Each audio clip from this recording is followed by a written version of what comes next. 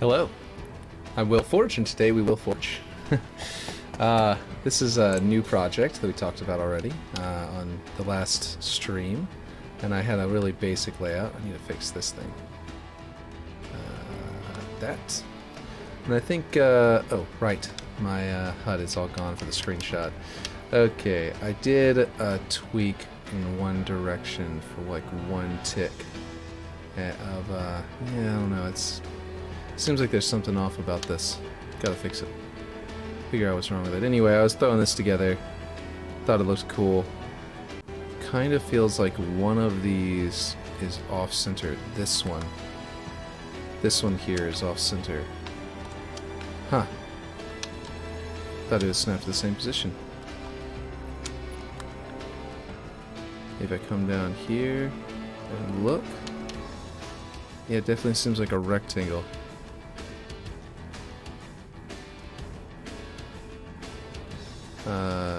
Yep, there we go. That clears everything up, I'm sure.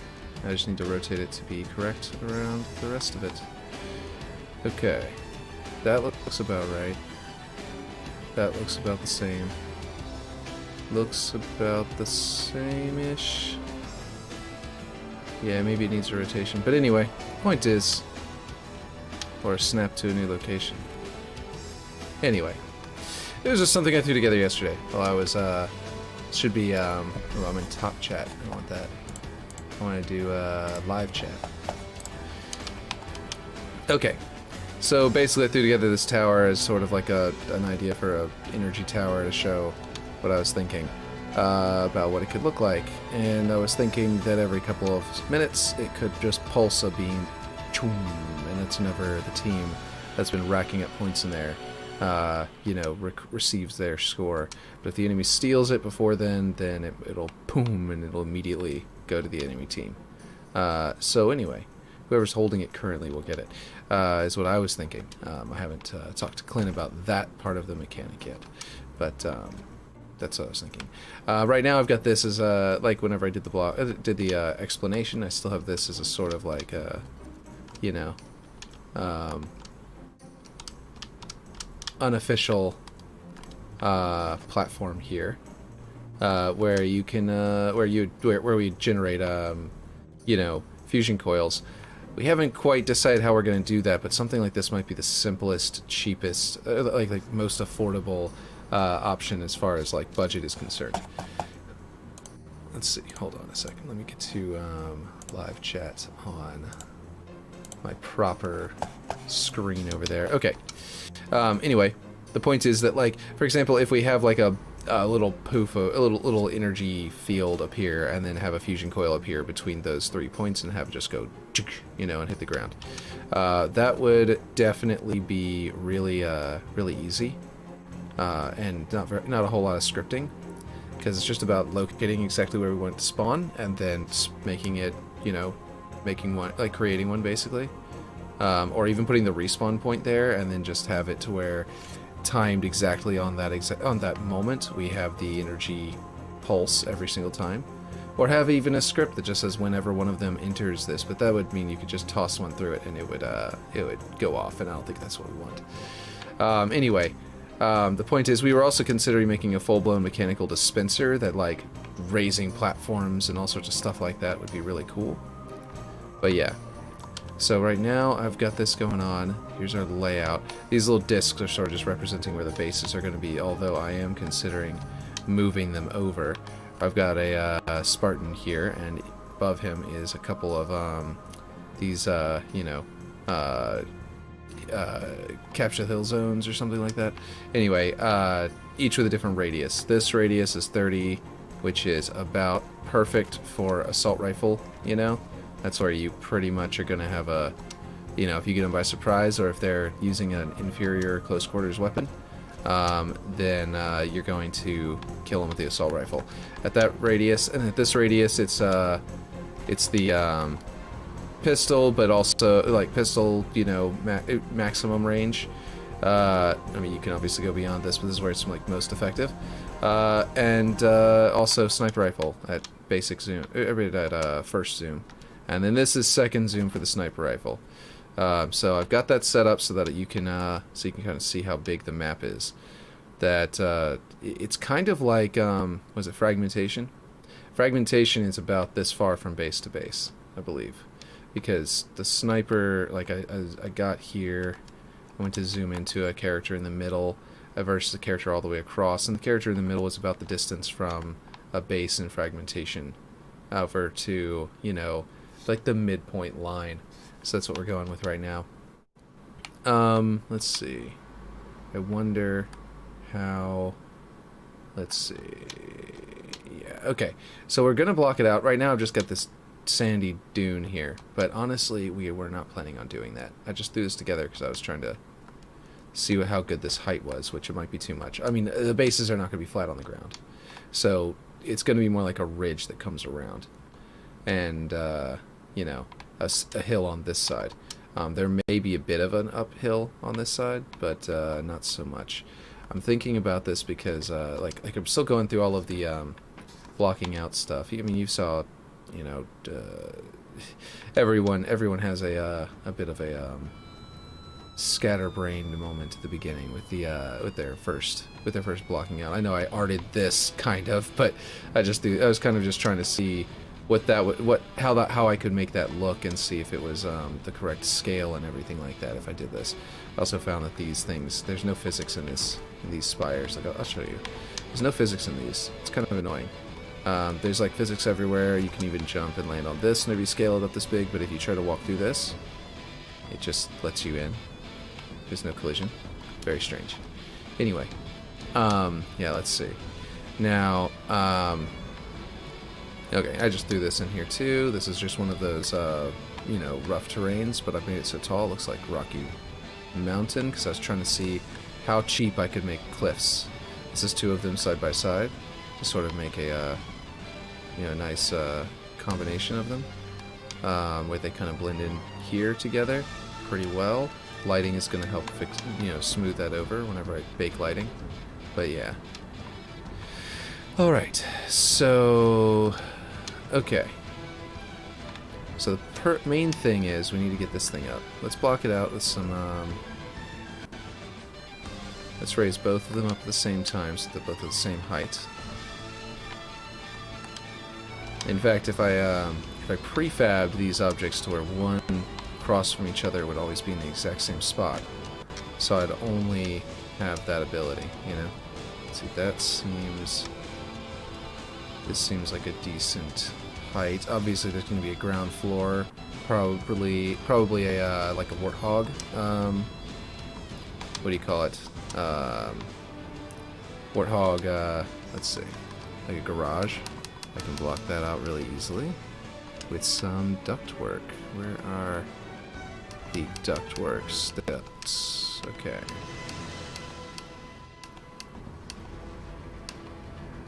Let's see. Yep. I'm going to go with this one. Nope. Actually, I think I'm actually going to go with...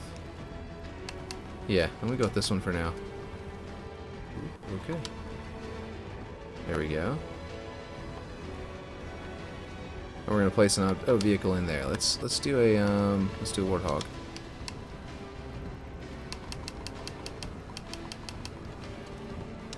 Vehicles. Where's... No, wait, what? Where am I? Oh, I'm in decoration vehicles. That's silly. Okay. Gameplay.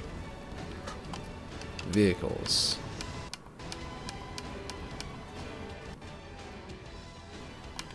The warthog.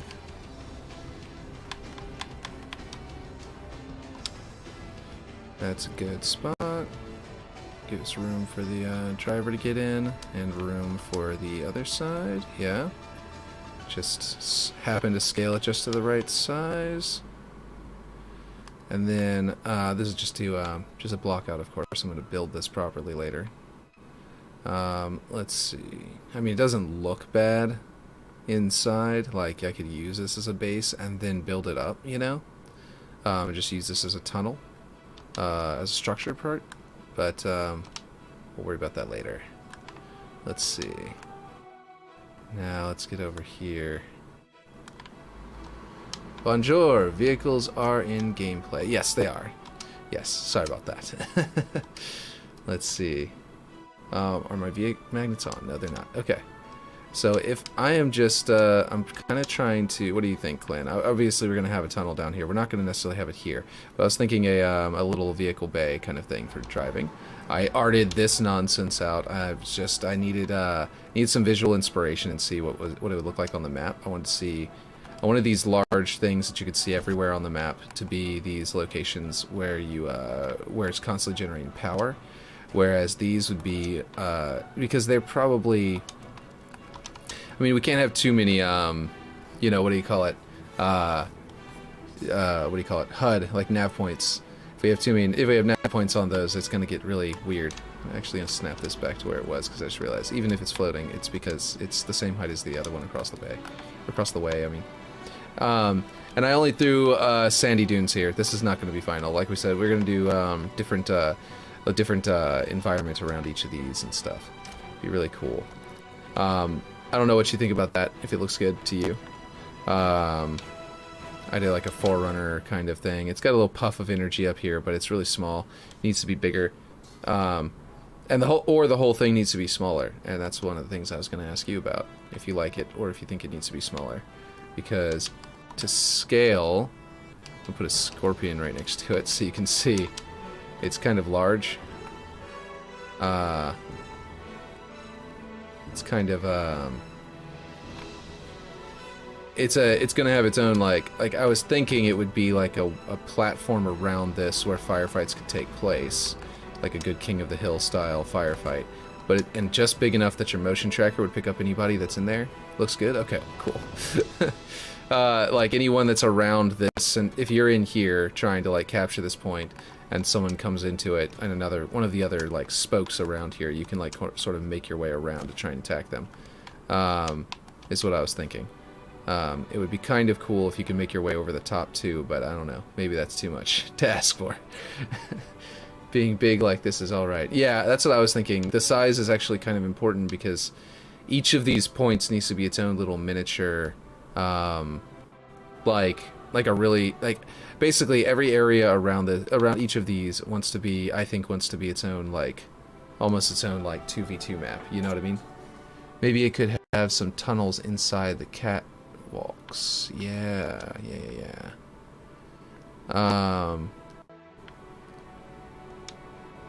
By the way, this is not final. I was just throwing that together to see how that would look. Let's see. That's the this is that rough terrain that when you bring it down, it's just like sandy, but if you bring it back up, it's like, you know, rocky. Interesting. Yeah. Made a bunch of undo points. Let's see. I'm gonna be back. I will get ice cream. Oh, nice. Sounds like a good idea. Let's see. Okay.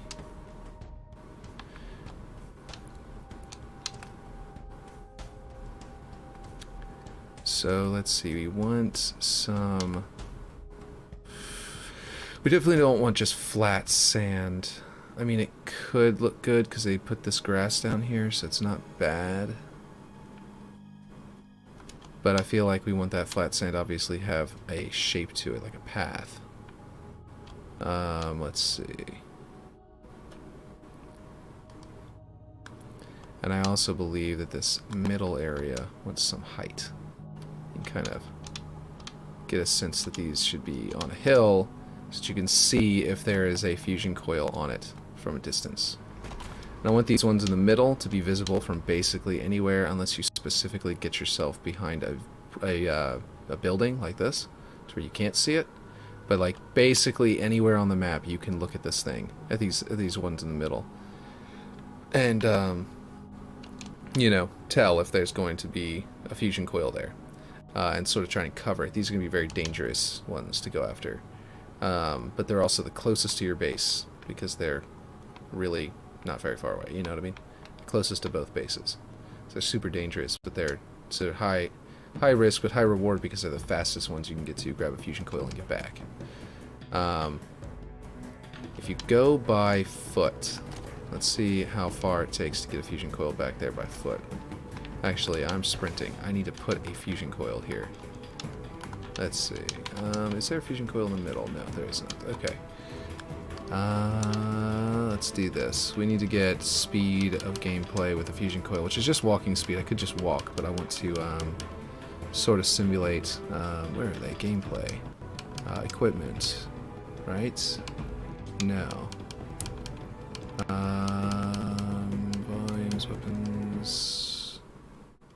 Is it sandbox? Yeah, there they are. Fusion coil, kinetics. We'll just do that one. Okay, if I put this roughly in front of that one, we can kind of scale. Okay. Oh, right. I gotta start the match. And we can run over here. And we grab this fusion coil.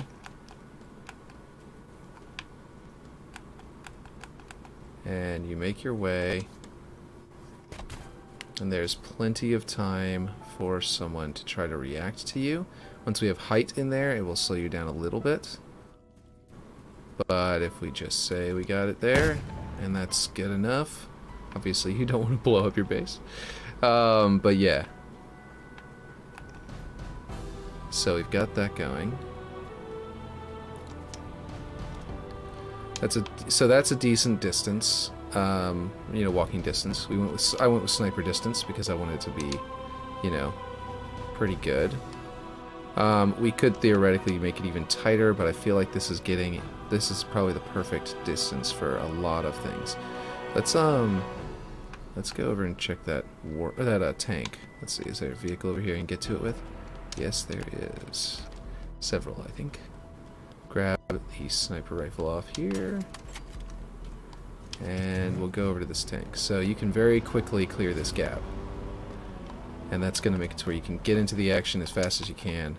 You can get maybe a mongoose. Tank can kind of tool around and try to help out. There's some delay to the firing to get to that distance, which is good. You have to time your shots. You can obviously get to this a little faster. But this is a map that will very much so be able to support tanks on it once we get to the either at the beginning, if we want to do that. If we want to include tanks at the beginning, then we can. But if not, then the Slayer portion will make the tanks appear. But that is something that I think Klen is going to have to figure out with how much scripting he can do. I appear to have somehow gotten these bases not in the exact same spot as one another, but that's okay. I can just whenever I actually build the base, I'll make them identical, because these guys are centered to these platforms, and they're not their rings aren't quite lined up. But everything else is matching perfectly from side to side. All right, so we want this thing to be. I do really like. Why is this one red? That's really weird. Is it supposed to be banished?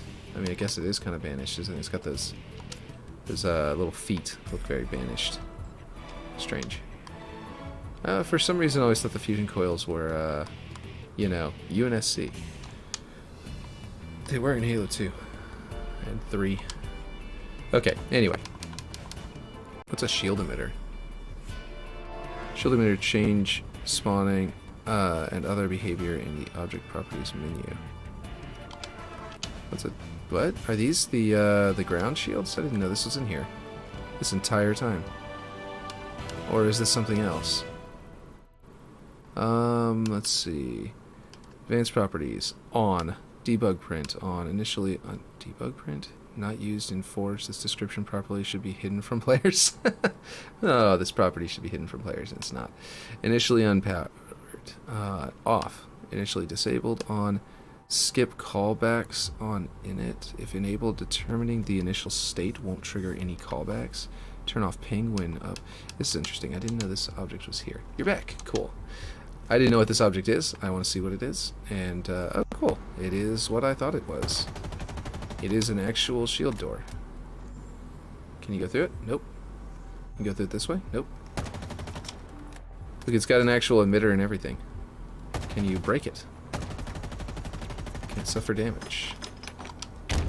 No, but we could easily have it be deleted. That's interesting. I didn't know this thing existed. Initially unpowered on. Turn off ping when unpowered. Interesting. Very interesting. Anyway, so that's really cool little device.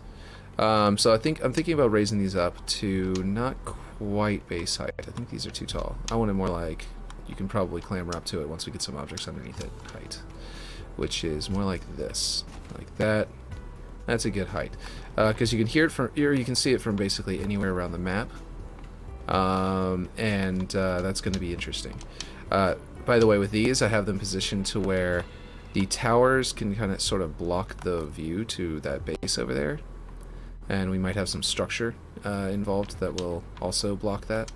And the idea was that while this one is super far away from your opponent's base, so there's not likely going to be something, you know, engaging you over here, you had to go around the back to get to it. It's also farther away from your main base from those, so those are higher risk, higher reward, because the enemy base can, you know, access it really quickly. It's very close. These are lower risk, but, you know, same reward, has the same number, same fusion coil, but the reward difference is that that one can get back to your base faster, and this one can get back to your base. It takes a little bit more time. But if you can get a mongoose over here and load it up, or rather a razorback over here and load it up, that might be, it'll make this side, this direction, a lot more advantageous. It'll be about equivalent to going to the middle because of the distance difference. And if you go to that one in a vehicle, you're way faster. So we've got a good bit of you know, differentiation here. It's kind of like you know, Breath of the Wild. They have they were lauded for having such good open world map design. That was because every single important element, like these towers, those hills, were all visible from the middle of the world. You could look up and see Death Mountain. You could see, you know, the bird flying above the other place. Basically, everywhere you needed to see, you could see, except the Gerudo area, which was intentionally left isolated because it was like a weird desert and all that isolation over there. Anyway, the point is that it had this giant rock, you know, platform, like cliff that blocked it entirely off visually, which made its own visual interest because it was, well, what's on the other side of those rocks, on the other side of those cliffs, and the crevices between them were sort of visible from a distance, so you knew you could get through. But anyway, the point is that in a similar vein, we want our objective markers to be visible almost all the time. Like these two want to be visible. We're probably gonna have a central maybe not a building, maybe like it kind of like fragmentation, I guess, and it has that cliff in the middle, but maybe more of a building. I don't know. We can talk about that if you have any ideas for specifically what to put in the center, Klen. But we basically, like from here, you can be seen by that sightline to the bases, sightlines to the other capture hill zones, you know, in all directions. Yeah, I'm gonna start the scripting map. I should continue Breath of the Wild. You should. I got to the point where I need to go into the Hyrule Castle, and I haven't beat it. I haven't gone in. I started collecting the shrines, and I've almost have all of them at this point, and I never finished. And then the DLC came out, so I was like, okay, I'm gonna go in there to the castle, and then the DLC came out, and I haven't finished yet ever since. But yeah, let me know what you think, Klen, about the middle while you're starting on your on the scripting portion, because I want to know, because I might you know, design a little bit about the hills and stuff like that based on what's in the middle. Anybody else in chat can also chime in if you got a really good idea for this. I mean, I need to basically at least partially break line of sight between the bases. It doesn't have to be complete. I don't mind leaving it a little open between them. You know, famously, you know, Blood Gulch has no line of sight breakage between the two bases, which is also, I kind of figured, you know, if we were talking about Blood Gulch whenever, and its sides and how the base would like expand, it could expand to like take over the cliffs and stuff like that. So I end up dropping down just a little cylinder here to sort of represent the bases, which kind of looks like the roof of the bunker in Blood Gulch. But I only completed 2 of the beasts. Oh yeah. Well, you should, like, the beasts are really fun, to be honest. I loved how the environment was like dynamic, like you were changing how the beast was behaving to like alter the map. It was very cool. One thing that was kind of disappointing about Breath of the Wild to me was whenever they showed off the shrines beforehand, and they like were going through them, I was looking at them and I was like, this is clearly built like blocks, like building blocks. Like the team that made Breath of the Wild went in there to like built themselves a tool to be able to build tons of these with. you know, and that's how they got to hundreds of them, like tons of little, and like just quickly fabricate them and test them and go, right? And so I was like, why wasn't the... So before it came out, I was like, I wonder if they're going to put a tool in there, like Forge, where you can make your own shrines, and maybe toggle something on to make it to where it randomly pulls shrines from other people's games, like over the network, pulls them into your game, and replaces the shrines in the overworld. You know, maybe not certain key ones, but yeah. Yeah, what if the shrines were, like, made by people, though, and there were scores on them, like Mario Maker, and like for how quickly you beat them? How cool would that be? Wouldn't it have been so awesome if they did that? And I was so disappointed whenever it came out, and I was like, oh, they didn't do it. That would have been so cool. But anyway, I digress. Okay, I think we need to put in something over here to represent this thing. While we are oh, did I just crash? Oh, shoot. No, it didn't crash. What's happening? It wouldn't go over. Okay, now it's working. That was weird. But yeah. The shrines, I really like the shrines. I feel like they're too short, but yeah. Player creations will always be better than the dev ones at some point. Yeah, if you give them players a strong enough tool to make a map like this where it's almost as strong as something you could make with a 3D modeling platform, you know, and like custom programming and stuff, I think it really does have the opportunity to get really good. I am in the wrong folder. That's why I can't see it. Biomes. Not stumps. Terrain. Okay. So, for example, if I put one of these over here as a base and then started... And actually, that would be probably a good idea for blocking out the map, so to speak. For like, see, you know, for how the map is going to look in the end. I'm going to end up hitting that tank, and it's not going to let me go down. Okay, there we go. I got to go underneath it. Yeah, you got to get underneath it. You know, Patrick Star. Lifting the ground. Okay, so for example, we've got this going on.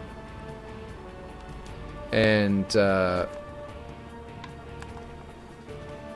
it would be cool, honestly, to have at least one area where, like up here, where you get up here and you can see that you're in an open desert inside of like a square. I kind of like the square as a background. Obviously, I don't know if I want it to be all flat out here, but we'd have to art it out there if we do that, so we might have to go full-blown, you know, cliffs that block you in, that box you in.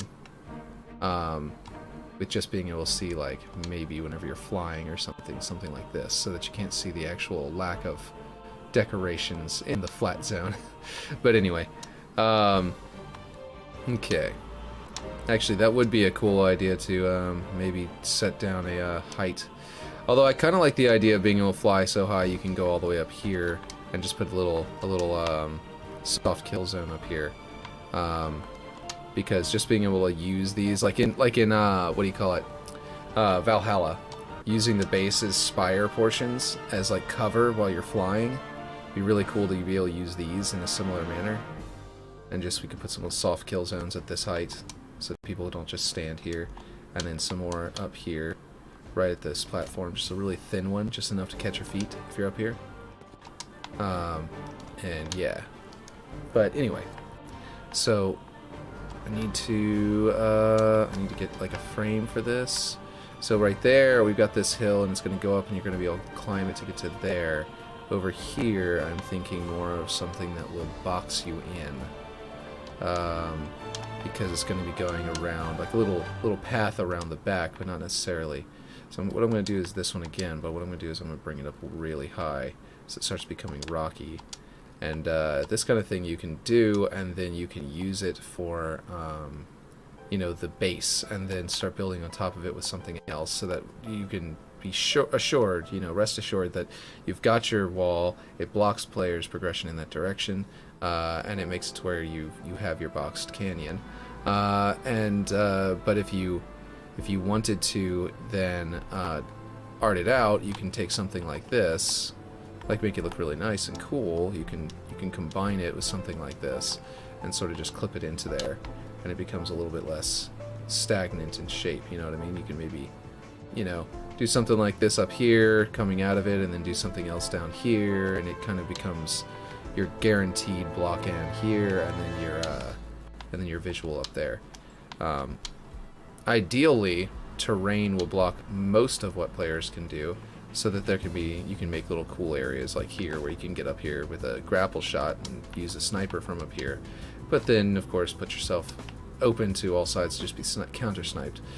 But obviously, player blockers are mostly what people have to use, or team blockers, rather. But yeah. Okay, so we've got that. Actually, I can make this more curved if I go down into the ground. Further down into the ground I go, the more curved it becomes, and that's what we actually want. Which means I might make it taller, so that I can go further into the ground without it losing a height and an angle. And that also kind of blends it in nicely over here with that cliff face.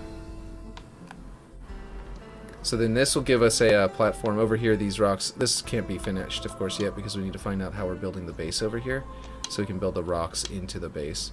Because the base is going to wrap around here and expand, and I feel like it can wrap around here and expand, and that will make it to where, you know, or maybe even all the way over here. Klen, what about this? I have a question. So we want the bases to expand. Do we also want to do a little quick, like, not something crazy like a whole base, but like, we go in here and we go to, what is it, accents, I think? Is there cover? Yes, accents, cover, and we go to something like, so we've got all these UNSC barriers of various kinds. We've got these though, okay. What if we did it to where, if this team, you know, if this team owns it here, I mean, these are a lot of dynamic objects that do it if there's two versions, but so maybe not. But basically, if this location was like owned by that team, then we could do something not like this. This is too small and weird. I mean, yes, you can hide behind it, but it's just too small to protect this entire area and make it what I was thinking. I was thinking, like, basically, if we put objects here to turn this area into almost like a little mini base here facing the enemy's location, to where the building expands out and is cool. If we have the budget, we could like throw like a wall or two or three, something simple, over here. Those will spawn in whenever this is controlled by this team. That adds more script though, I guess, to spawn more blocks. But we could, not too much though, because I think you can, yes, why not? Yeah, exactly. Just a little bit of like, well, this was important during the objective mode, but then after the objective mode is over and it becomes Slayer mode, the base being expanded is what's important, but then these suddenly just become giant spire obstacles. And I was thinking, what if instead of just making them giant spire obstacles, each one that your team controlled at the end of the objective one, it could do this. Obviously, I guess it's if we have budget. That's something we can discuss as an option now, and then find out if we have the budget for it later. Yeah. But then the base wrapping around that way. Or in another option, we could theoretically have it to where the base expanding out this way almost builds itself into this spire, since that spire is supposed to be the spire that's really close to your base and is easiest to claim. It would kind of make it make sense to sort of almost like it would be a part of the base that doesn't it's connected via like catwalks, not like something that's like you know, we'll do this while we're at it. Something like catwalk connected, rather than something part of the where the spawn points would be. I would think that way you can it can be simultaneously part of the base and also to where it's easy to get to, but and in Slayer would be a very easily defensible area, or something to that effect. Ooh, I was an object. Let's turn that back around, and then switch to world. Just getting this little piece in place. It would be kind of cool, I think, to do that, so that pieces of the map that are not like locked in, or is not super useful during Slayer, would become more useful. But then again, it could just be that the weapons that spawn there will make them useful. But, you know, more organically Because I'm sure we're going to have to spawn weapons around these sorts of things, around these spawn points. Because nearby, we don't want to put it like right on it, but if it's like, for example, here, we could be like, you know, this is where you get the thing, but if you have to drop down behind cover and get behind the back or something like that to hide, there could be a little weapon rack back here with a more interesting platform to walk on, of course, but you know what I mean. So like back behind this hex, it may not be a hex in the end. I threw a hex down, but and it doesn't look bad. It looks very infinite, you know, to have this hex here, but and have it centered on this with this triangle and everything. But you know, I just threw that in there. Okay, so this is kind of what we're looking at so far. I kind of want like a, you know, a divot here. A heart-shaped divot here. Hex saves the day, exactly. I think it's hilarious that like nobody liked the hexes when it first got like revealed or whatever. But then after they did the graphical upgrade, it seemed like everybody just kind of quieted down about it, because I think everybody secretly kind of liked the idea of the hexes. They just looked bad early on, and that wasn't, you know. and then as soon as the game like actually like the campaign released, it was sort of like, okay, actually, yeah, these are pretty cool. I can go for this. This is kind of what I was thinking, is that while that's visible from like everywhere on the map, the one place it's not visible from is that hill there. Is like coming around here is like an approach you can do where you can round the corner and suddenly you're this close. So that's a thing I wanted to do. Although we might even do caves here to sort of like a little cave network here, more akin to something you'd see on Blood Gulch. But yeah, let's see.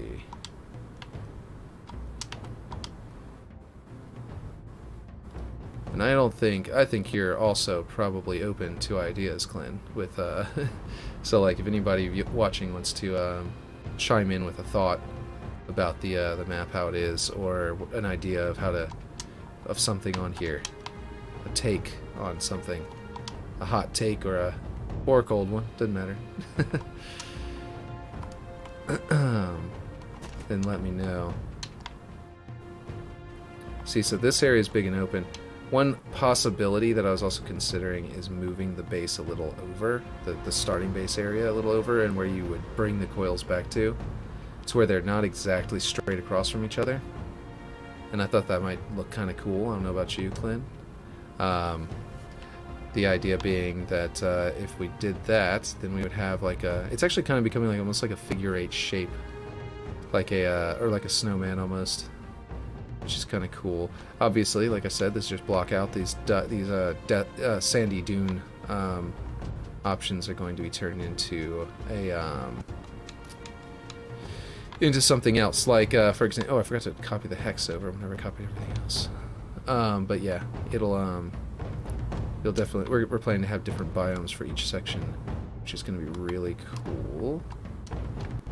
Let me try this base over, moved over. Just see what happens. You can always move it back with the undo button. Okay, if I put this over here, like say there, then in that case it gets to the point where the spires are the same distance from the players' bases on left and right.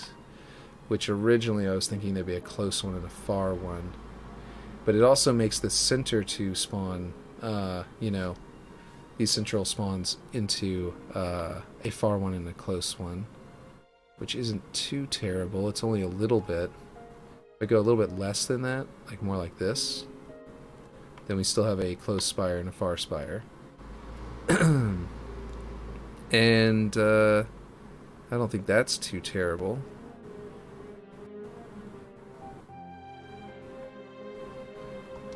And since the base, we can also, one of these spires will become more of the close spire based on the way we expand the player bases. If the player base expands over here farther, then this one can become the close one to a part of the base. Whereas over here, it might expand less distance, you know? Just like maybe back into the cliff. And then that way, it sort of like keeps this route as an opening for a path, you know? And that would kind of give us like an idea of like, you know what I mean?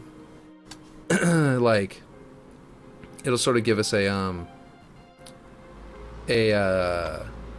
distance between, like at the beginning it would be kind of interesting because this would be the close one and that one would be the far one. Then the base would expand out far enough with like bridge or something to that effect that would be able to be used to cross through it, or maybe man cannons to connect the two bases together, the two segments of base together, and then basically, I'm saying base way too much, I feel like it's becoming less of a word, have it to where that new location, the new expanded base section, would be able to get over here way faster, so it becomes the close one at that point, which means earlier on, before your base expands, it'd be better to go after that one. Later on, it'd be better to go after this one, you know what I mean, to secure it, so you get more of a hold on your half of the map as it expands, which might be kind of cool. So I think I like that idea personally. The spires, of course, can be adjusted with their location pretty easily because I prefabbed the, well, I prefabbed the top. Oh, that's right, I pulled these out in the prefab. I haven't put them back in. Oh, I only pulled the top portion out. Okay, and these in the middle, I don't think were ever part of the prefab yet. Let's go ahead and do that so I can, if I need to, I can move it. These effects are not necessary, or not like super. Oh, where did the one go down here go? Okay, it's inside of the terrain. Here we go. There we go. And then the one here. Oh, there it is. That was weird. Just completely invisible until I turned my camera. And then it appeared out of nowhere. Okay, so we want these. And then we want the bottom objects. So we can just copy this entire thing over to one of the other locations. Later on, basically, I can just duplicate it and plop it down and magnet it to those other spots. But also, we can just adjust where they're located really easily. So that's kind of cool. Ooh, this being surrounded by mountains is triggering me.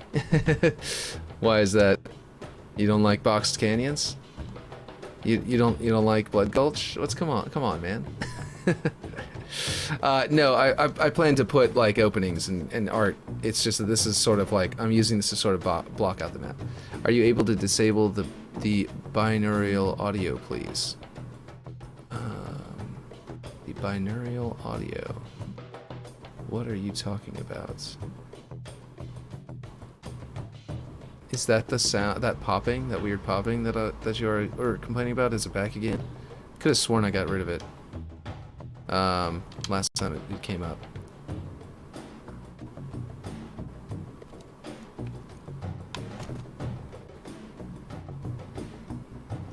What is, let's see, the thing on your mic that sets, that's set.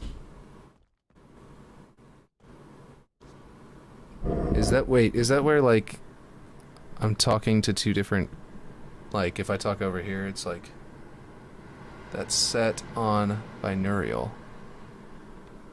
I have no idea how to change that from binaural. Is that in OBS? Let me give that a shot.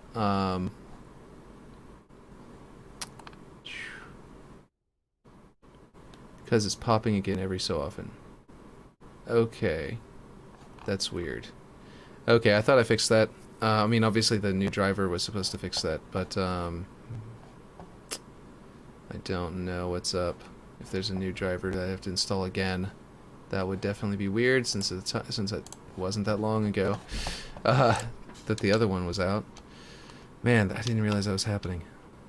Again, I really need to go back to my own streams and re-listen to them from time to time so I can check that stuff. Would it not be on your mic? Well, that's the thing. I don't think there's a binaural option on my mic. It's really hard to tell because, let's see. I've got a limiter, I've got audio, I've got lockout. I'm not sure, or low cut, sorry, not lockout, low cut. I'm sure doing anything with this is making really weird noises, and I apologize. So I'm trying not to touch it too much. I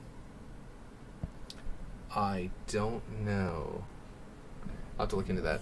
I can hear you talk on the left side of my speakers, but your controller clicking is on the right side. Weird. That's very strange. What? He leaked? Liam's diaper leaked? On your bed? But only on his spot. Okay. So I can hear you talk on the left side of the speaker, but your controller clicking is on the right side. If I put the controller below the desk, you won't hear the annoying clicking at all. Do you like the? Is the clicking good? ASMR like clicking, or is it more like terrible annoying clicking? Because I can sort of get this down here. I'm surprised. Like, can you not hear me talking? You say you can hear me talking on the left, but my controller clicking is on the right. If I move like this, does it sort of move around the your headset a little bit, or does it sort of just still keep on to one side? Will ASMR. That'll be the OnlyFans. No, so the like, is it actually orbiting like it's supposed to whenever I do this? I'm not using a headset. Okay, well, is it actually orbiting whenever I do this between two different sides of the of your speakers, or is it not working correctly? It seems like it should be, but I guess it's like, you know, it might only be taking in one mic or something in a weird way. I don't know. And yes, okay, good. So there's this, I know. Freya just told me I'm about to come in there and change his diaper and clean him up. Okay, how big of a leak is it? Is it little? Or is it really big? Because it's really big, I'll just come in there right this second. Is it just like a little? This big. That's huge. This big. Okay. Okay, I think I need to go. It is orbiting, cool. I think I need to just leave the map up like this so people can kind of see the layout while I'm away, and go deal with this diaper problem. I'll be right back, guys.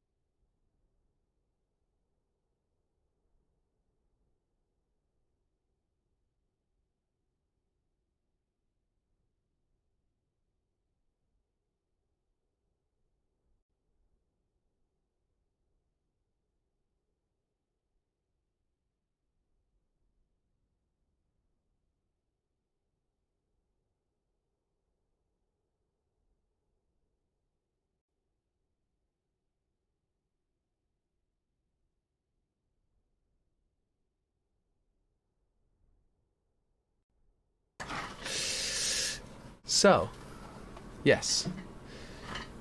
To disable it, then you'd need to turn on mono. Oh. I mean, it fixed, though, whenever I installed the update. You know what I mean? Like, whenever I installed the driver update, it immediately started working. So I'm wondering if that's... if disabling it will solve it, but only because of... only as a patch sort of fix. You know what I mean? Like like not the actual fix. You see what I mean? Let's see. I can actually... I don't have to duplicate that object again. I can actually do it this way. And I'll grab this one and that one. This is a separate to popping... oh, separate to popping. Welcome back. Hey, yeah, thanks. Let's see. Yeah, it was a whole diaper issue. My son somehow leaked in the middle of the night. So... or sometime this morning, actually, because I know it was clear earlier today. But yeah. So what is it? It's an issue involving... so is it that I'm in one ear but not the other one, and you think it should just be in both ears? That makes sense. Will that... if I switch it to mono on... like, can I switch it to mono on the stream to where I get the quality of the double microphone, but then it gets turned into one audio stream for you guys? Is that an option? Is that a thing that these things can do? Because I actually don't know enough about it to say. And if that's a thing that they can do, then that's fantastic. Let's see. Let me make sure this is the last one selected. So this. There we go. Now it magneted. It would be on your mic somewhere. Okay.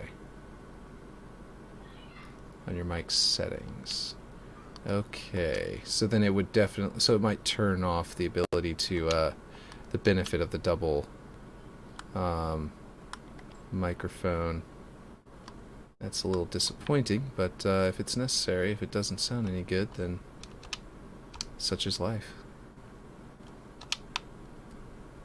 Why is this not... what happened to my magnet point? There's a magnet point right in the middle of this disc.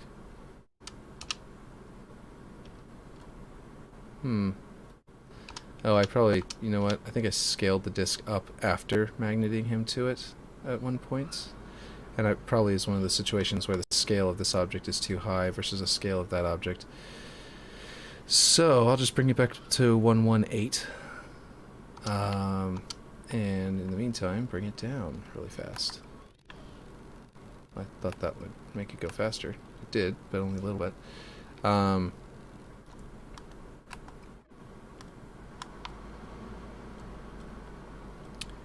Not enough. Because this is a barrel or something. Like UNSC Cylinder 2. It's like a tiny little object that I have. Ooh, that's not what I wanted. Okay. That is what I want, but I only want him selected. What is happening with that weird point over there? What is that?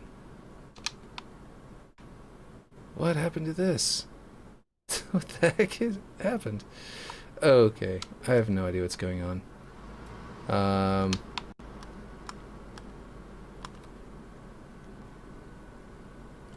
So that one can magnet there. These three objects. I'm going to select them with this. Let's see. Found out a way to reliably switch between mouse and keyboard. You pause it and you move with the joystick down one, and then you move it with the mouse, and then you go back, and it will always work that way. So if it's ever not... why is it not selecting these? Or is it selecting them? And it says 2, but not 3.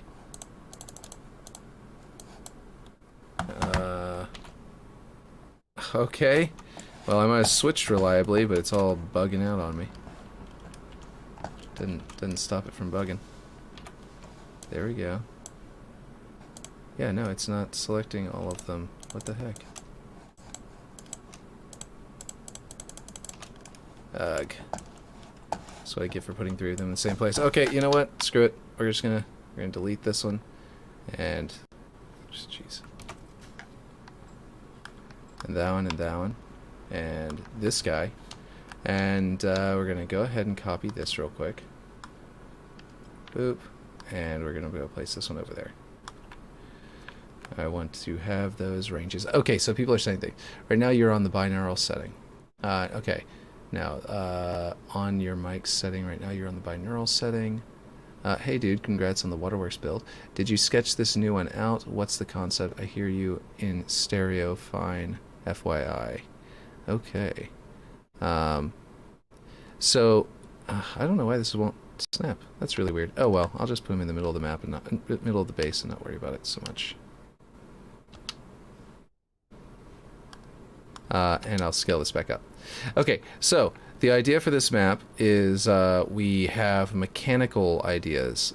We want this to start off sort of in an objective mode. It's very scripted, very script heavy, not scripted as in like things are happening exactly the same every time, but more script heavy because we're writing scripts for it. And Klen is basically doing all of the scripts while I do the map. And then we're going to slowly meld it together. So the idea here is it starts off objective, right?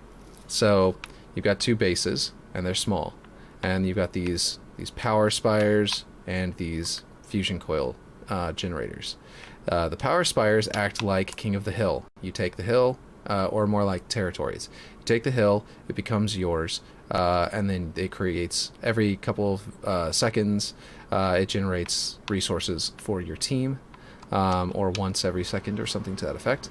Probably every couple of seconds, because I was thinking that would give you the ability to see that it's about to fire off and know it's about to give the enemy team, like if it's every 30 seconds, you could theoretically be like, oh man, it's about to fire off, it's charging up, I need that for our team, take it, and then that last second fires and your team gets it, or what have you. It allows more strategic like decision making and for gaining and losing them. But anyway, then these generate fusion coils, and that's like capture the flag, sort of like neutral flag. They spawn out in the middle of the map along this sort of row here, and you grab the fusion coils, you bring them back to your base, and you put them in a little repository, or you can chuck them at an enemy and kill them, and waste your fusion coil. But maybe you could survive and then go back and grab another one or something once it generates the next one. But every couple of seconds, it's going to generate a fusion coil. Not necessarily in this shape, where we may completely redesign this, but I don't hate it if it generates like a fusion coil floating and then just chunk, like drops on the ground in the middle of that area. It'd be kind of cool. But basically, yeah. So the fusion coil generates in, and you grab it, you try and bring it back to your base, and as you build up these points, it sort of built up to where if you hit a threshold in your score, it's going to expand your base. Areas of base are going to appear. Just woke up from a nap. Nice. Areas of your base are going to appear that are despawned at the beginning of the map of the match. After they're building this out, it looked like the best option is this side will come back, will slope back toward the cliff, and sort of be like a cliff side base. This might actually be something that wraps around. I hadn't really decided that this base was going to be bunker-like with a wraparound path or anything like that. I just plopped that down.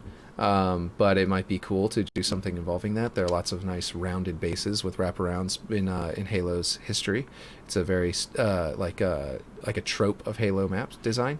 But basically, it'll expand out this way and have sort of like a cliffside thing that might spawn in a flying vehicle, and then it'll also be able to expand out over time as you hit other thresholds in your score. It'll expand out this direction, and essentially that will give you new weapons, new vehicles to choose from. It'll spawn points, so you'll have more spawn points to come in, and also like basically after a while. After a certain, maybe a time limit, probably is what we're going to do. After a certain set time, the entire match is going to lock in. The objective mode is going to end. It's going to become Slayer, and the objective will be, we'll probably do something like objective at the top, survive, like the end of Halo Reach, because that's an actual thing that's definitely possible in those messages you can put up there, like mission, objective things. Mom decided to talk. Shot about me in front of her friend when she woke me up. Fuck my life on that one. Oh, talk shit. Oh, okay, I see. That just happens. Well, hey, your profile is shitography, so talking anything about you might be talking shit, right? Because you're the shitography of shit, right? Because that's, you know, the studio, shitography studio. Is that acceptable, or does that make it more fun? At least does that give you consolation to the fact that she's talking shit about you? Sorry about that. That really sucks. But yeah.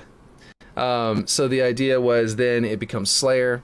Your bases are expanded. Some of these, like if you own this one, you're going to potentially have a respawn points around it during the Slayer portion, and maybe have an expansion to the base, or like a base option. I actually had the idea with these, by the way, that I want to actually raise them up and use their pedestals. I want some height here. I was thinking maybe even enough to see the light, but that's getting really big. And you're starting to see some sort of cracks in the design for it being blown up to such a large scale. So I don't know if I really like showing off this light. But what I might do is more like this. A little bit of that, like that repeating pattern down there gets really bad whenever it repeats that much. But if it only repeats a little bit, it looks fine. And then we can put dirt going up to it and a little ramp that goes up to it. And there isn't an area in the edge here that sort of breaks. You know what I mean? So what I'll have to do is put a ramp up to it and then a ramp going down into it. If I want to do an actual ramp, maybe on the corner, or just have a ramp come up and just come up to this corner and you just hop down. But I think that little ramp coming out of it, coming down into this room, would be pretty cool. And then yeah, that way both sides will have a little bit of a difference in their height and stuff. But yeah, okay, fair enough. But she doesn't. Yeah, she doesn't know the name of my channel. Yeah. Well, if it's any consolation and it helps you get through it, then just think of it like pretend like she does. But yeah. Anyway, yeah, I know the feeling. Not my mom though, you know. My mom's really cool. But yeah, fortunately. But let's see. It's you know, more of like my dad or whatever. But let's see. So we've got that. It kind of creates this sort of like I said, almost like a figure eight shape. But then with like these hills out here, you can actually get onto, which is a little interesting. I think this is kind of a good shape to a map, and we just got to get going into more block out. Oh yeah. Now that people are in the channel, I think at the very beginning of the stream I showed this off. You can just go right inside this. It's a very there's no clipping. There's no like the cover, you know, what do you call it, collision there. There's collision up here just fine, and it's actually really decent. You can even go up the slope and everything like that, but something about this area is broken. I guess a bug that 343 needs to fix. So over here, my solution was I placed this object into it, which kind of gives a little bit more small detail down here too, which I like. It kind of gives you a little bit of a nook to hide in as you're trying to capture it, a very small one, so you end up being boxed in, and your back is up against the wall at that point. Or you can sort of hide down here, and you can get down. If you crouch down, you can get down underneath the ramp here. And the ramp on that side just looks like part of a platform, but around the other edges, it's an actual ramp, so you can get up on here. And I was thinking if we wanted to make it to where you have to activate a terminal to start taking it, like a hacking terminal, we could put one. But I feel like if we put one here, and we put one there, and we put one there, and we put one there, then we're going to end up with way too many little terminals, and it might be a little bit, yeah, I don't know if that'll work. Oh wait, hold on, what's going on? Fair enough. See, I don't think it will be on Tuesday. I think it will be mid-season on Narrative Event 2. Wrong chat. Yeah, I saw the wrong chat before I read it, but I read it anyway because I thought it'd be funny. Yeah, no, it's, yeah. What's going to be mid-season in Narrative Event 2? Because now I'm curious. What were y'all talking about in that other chat? I gotta know, Aaron. I want to know. Are you talking about potentially how there's maybe going to be infection coming out this season? We don't know, but there's a lot of, you know, well, we kind of know that even the animation of the even the trailers they revealed kind of say that it's going to be this season, but we don't really know except for potentially spoilers. But talking about infection, yes. So yeah.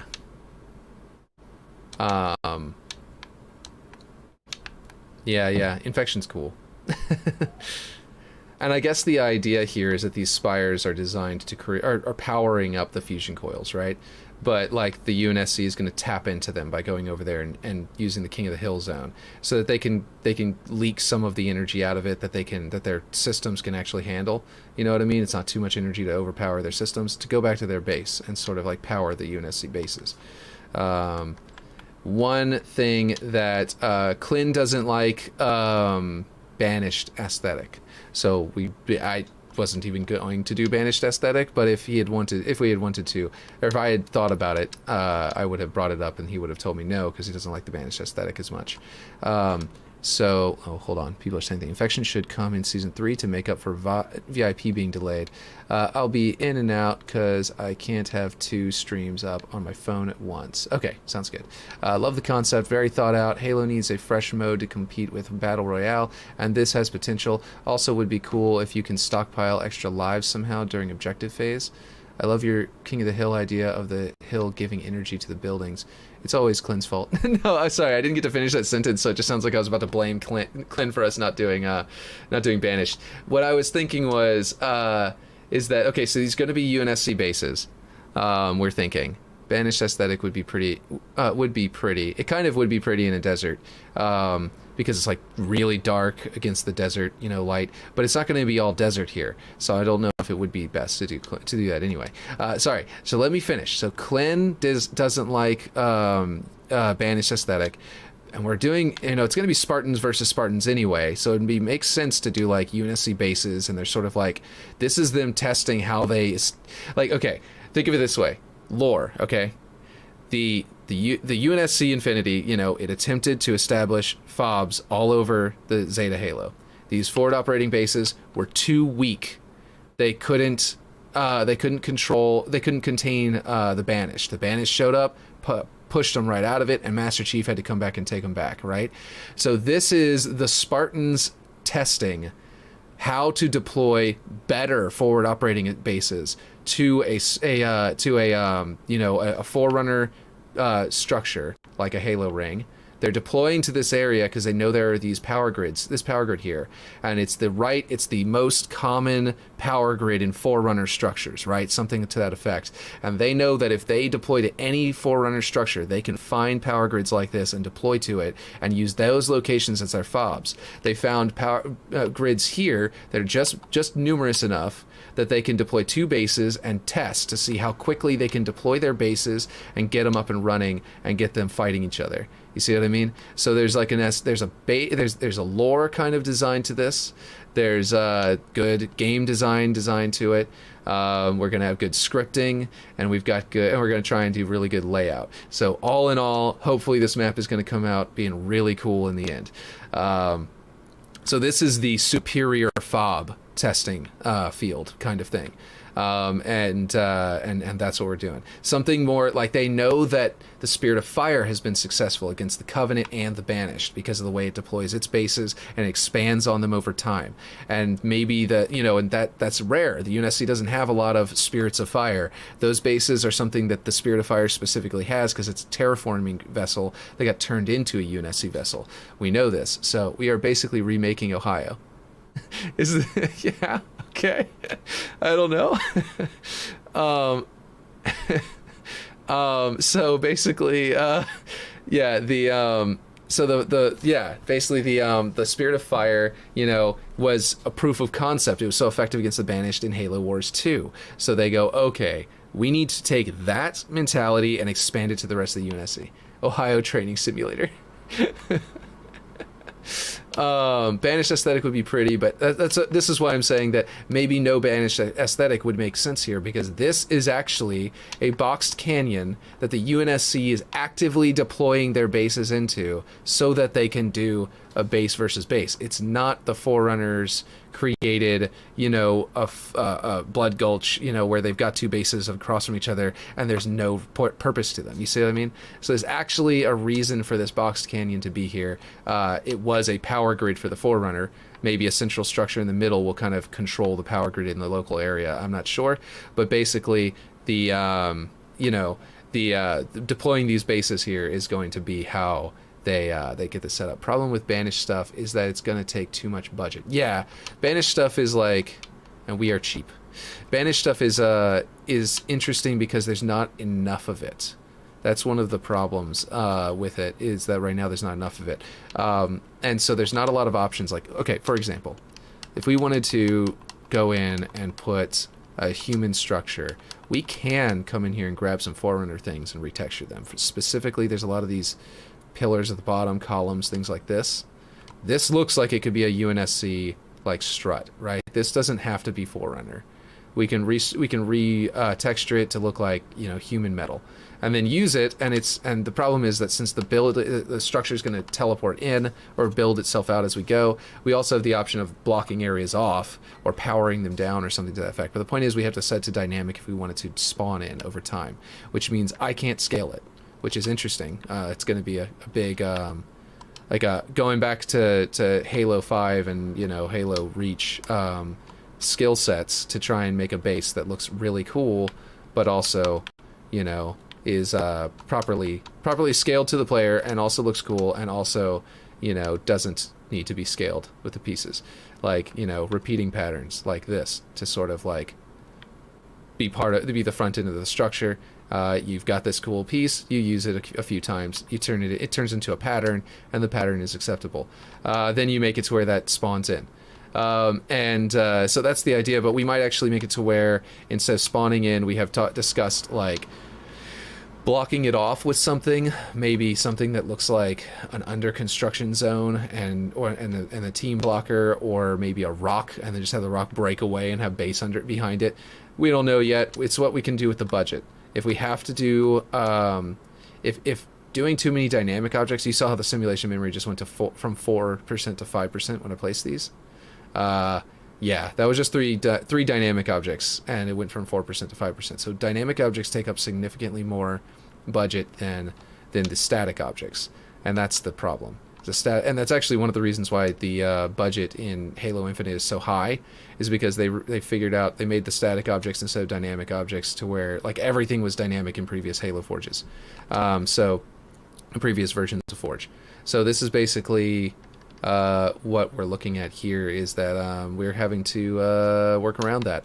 So if we go to all dynamic objects, like if you go and make a Forge object right now in Halo Infinite and do all dynamic objects, I bet you're going to get to around 600, you know, maybe 1500. It was Halo 5's, like 1500 objects before you're going to get to the point where your your simulation memory is full. And if you get to that, and that's not a lot compared to what Infinite can do and also requires to be like really good. Anyway, I'm kind of getting off on a tangent. The point is that the base structures that build out, if at some point we may get to a point where it's like, oh, building with dynamic objects only is not working because it's just too expensive, you know.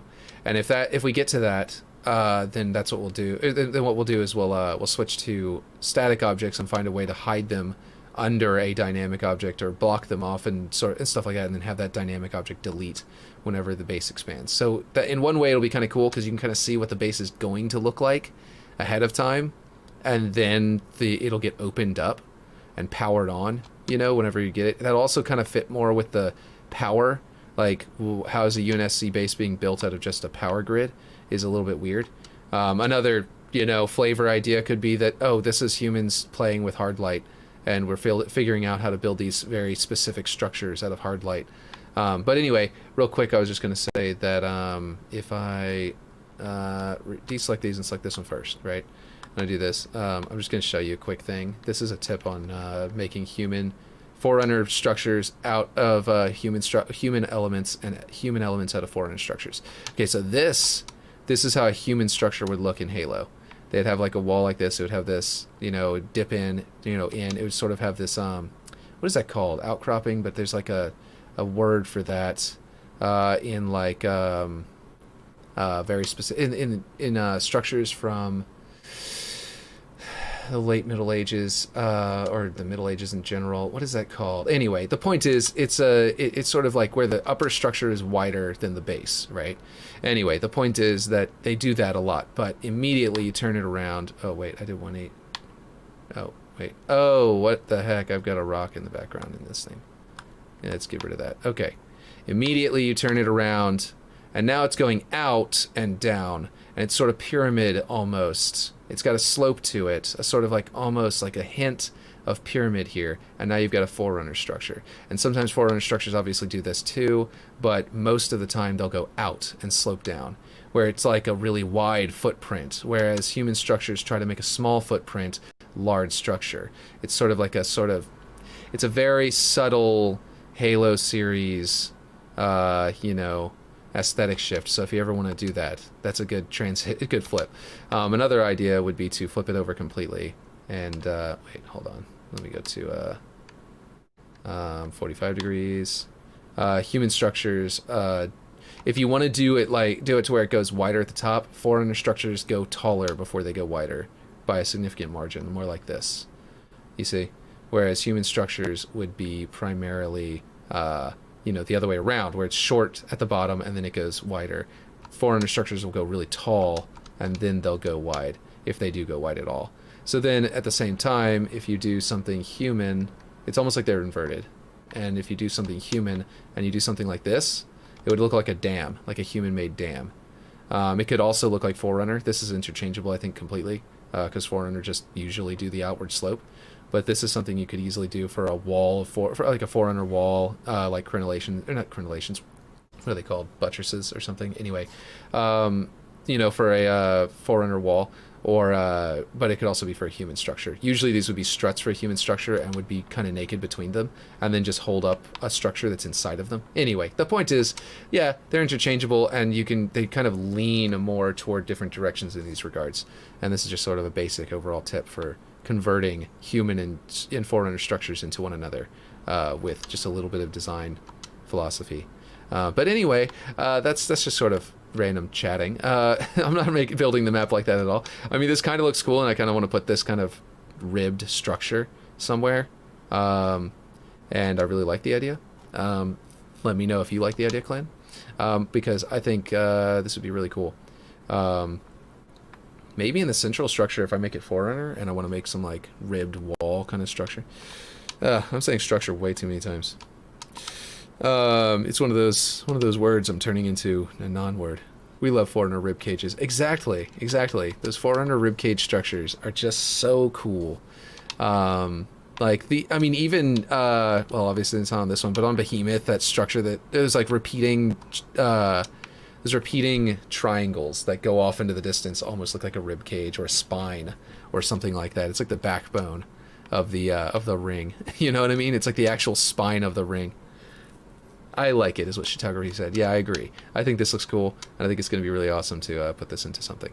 But yeah, anyway. I think that maybe the area with the flying vehicle would be cool. Like, if we did it like this in the UNSC base and put the flying vehicle's, like, landing pad platform up there, then that would make the high area of the base could be above this, and then the rib cage could be like sort of like struts, and then like maybe have a smaller lower room down below, like an area that kind of is at level with the base that has the sort of ramp or staircase or grav lift that gets up to the top floor.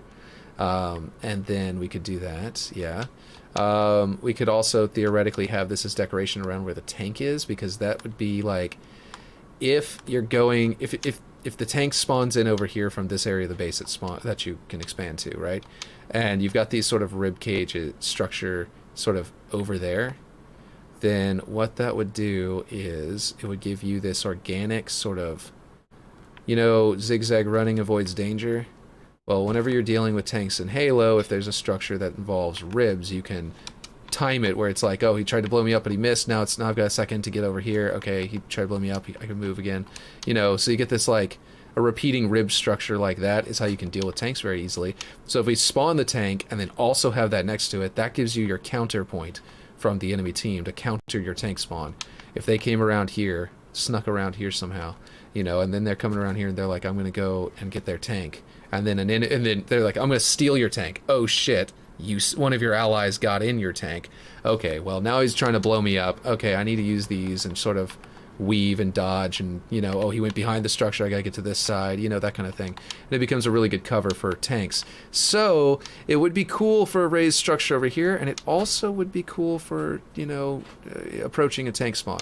So either way, and it is, that's something that I think we'll have to talk about to figure out which one we want to do, or if we want to do both. Like, if that just becomes a pattern of the structures in this simulation that the UNSC is running, you know what I mean? We want more of a dune over here as well, just to sort of block this out a little bit, and I want it to sort of go into the base, like the base is being buried. So actually, I want it to be a little bit wider at the base or shorter at the top, one or the other. So it'll become wider and envelop the entire thing. There we go. And envelop the back end of this structure. So it looks like it's like partially buried in sand, and gives you a ramp into the structure from behind.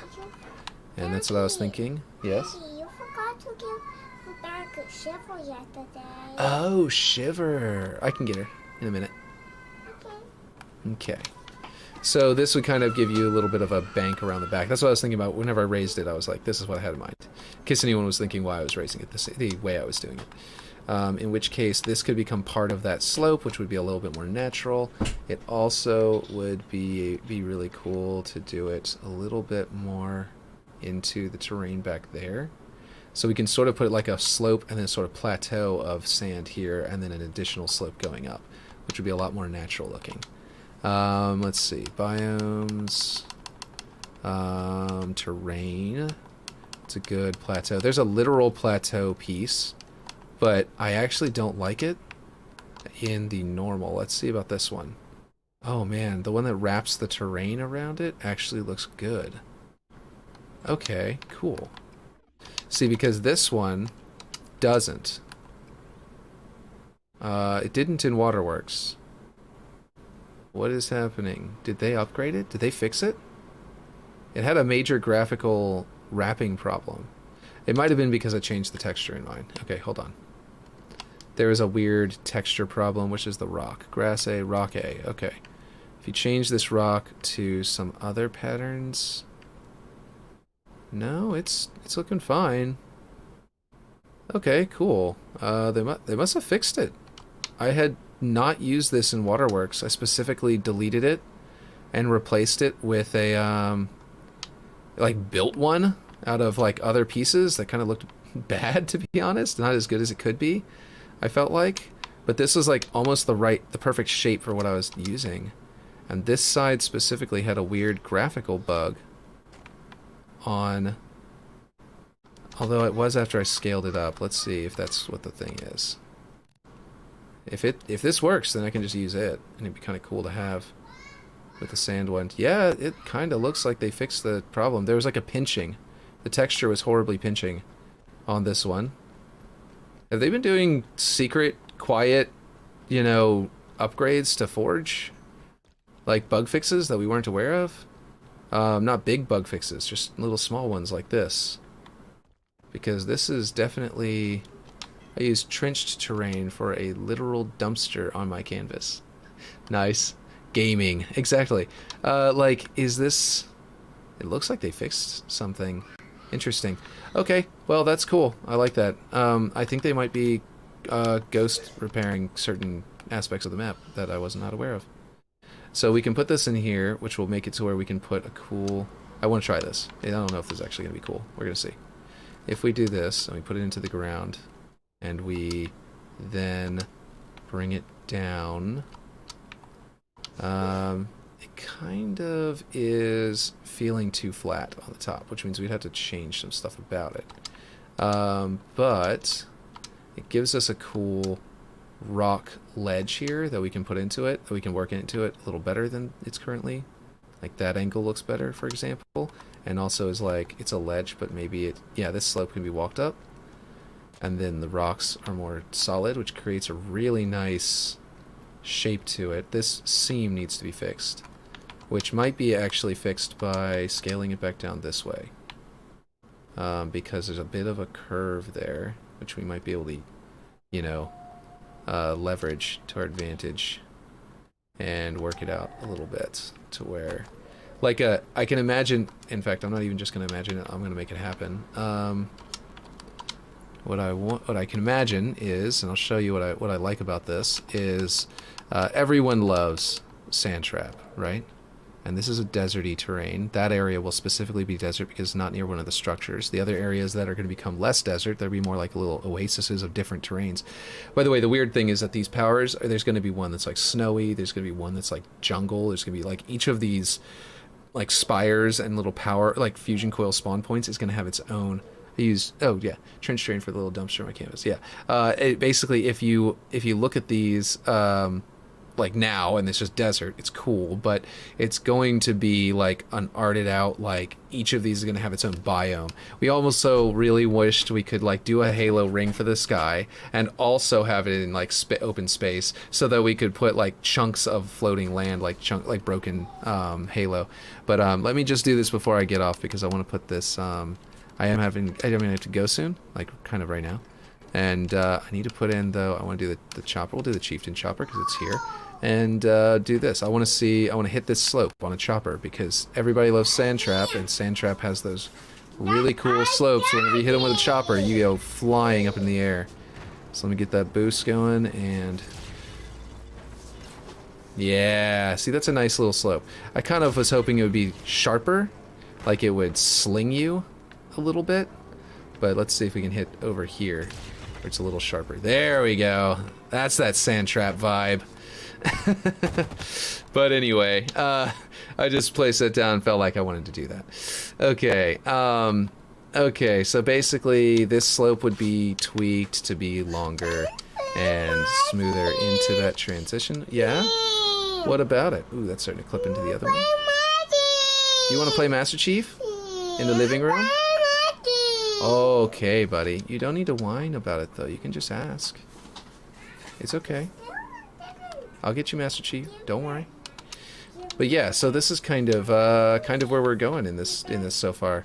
And we've got we talked about like lore of it and like aesthetic and sort of like how it's going. It's very deserty right now, but like I said, we might have like snow-capped areas or something to that effect where even though it's not high enough to be a snow-capped mountain, it's like good job saving. Yeah. Oh, you should save. Good job saving.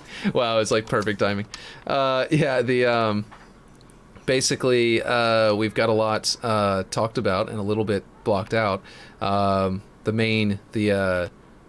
core map portions are blocked out, and you can kind of see the terrain is all desert, but like it'll be really cool. Like the snowy area, for example, I'm just gonna be able to put snow terrain over the desert and hide the desert underneath it because and leave some of the rocky portions exposed and stuff like that. We'll see what we do, but basically most of it is going to be that great terrain, that TU terrain, is that what it is? Most of the map will be that, yeah, TI, that really cool TI terrain, and it's going to be from the desert portions in the middle that'll sort of blend into the ground, and then those weird areas that stand out will be standing out for a purpose, so that's going to be cool. Even though we have to sort of build the terrain using the texture change and stuff like that, and it'll be kind of hard to make it look good. We will make it look good, and it'll be very unique. But yeah, anyway, so this is what we've been talking about so far, but I gotta get going, and I'll catch you guys later. Let me save it and go over to OBS so I can actually end the stream. And so Aaron, you are having trouble though with the audio being weird, with it not being on mono. Instead it's on stereo. It's got both sides. I don't think you're going to want to switch to mono just to watch my stream on your device and then to where it turns to mono. But in the end, I think that I'll have to look into it and see how to make it pleasant to watch the stream. But anyway, I'll catch you guys later. Yeah.